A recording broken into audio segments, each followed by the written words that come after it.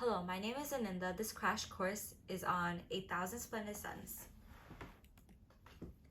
The author of this novel, Khaled Hosseini, is an Afghan American. His purpose of writing this novel was to convey the gender-based oppression women face in Afghanistan. When reading this book, the setting plays an important role.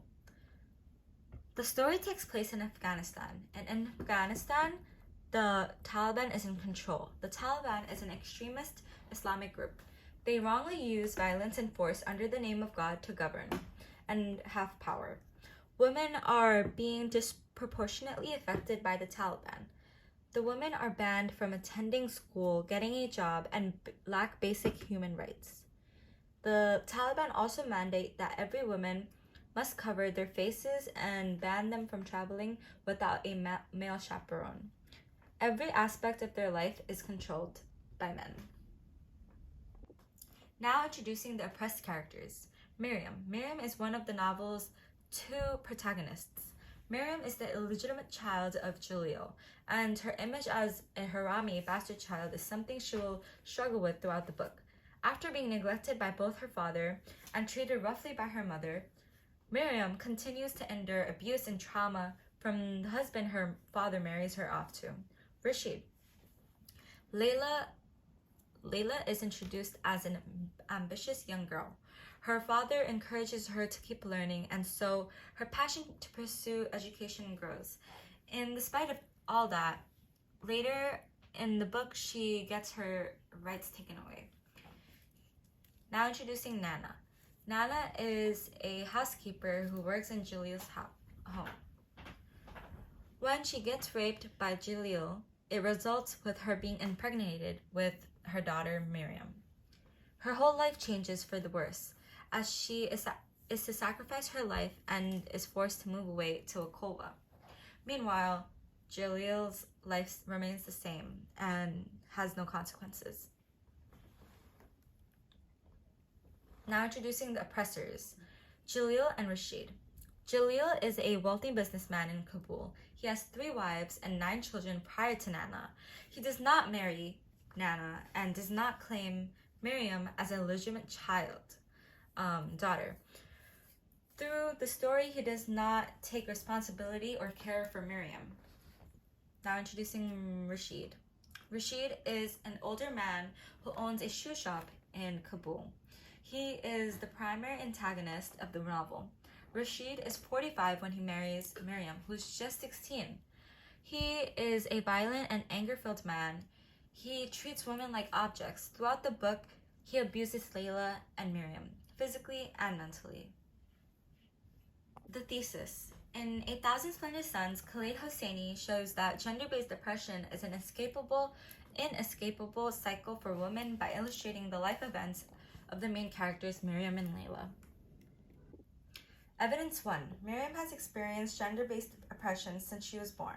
She has to live with being called a harami because she was a product of rape, causing her to be illegitimate.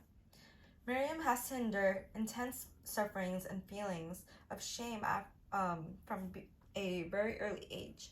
She is continuously made to feel like she has no value. This is clearly demonstrated when her father Jalil doesn't claim her as a legitimate child. He forces her and her mother, Nana, to live in a far isolated area just to protect his image in society.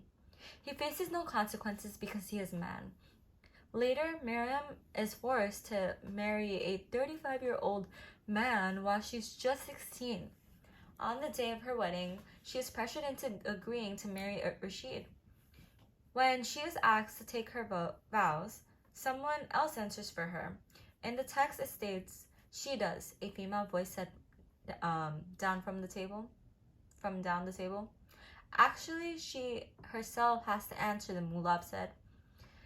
This clearly shows how women are not allowed to make their own decisions. The men in society make decisions for them. Evidence 2. In the book, Layla also experiences gender-based oppression. When she was younger, her father allowed her education and freedom to achieve her goals. But when he died, her rights were taken away from her. Even when she tries to escape, she is stopped by men. Aziza, Layla's baby, is always held against her.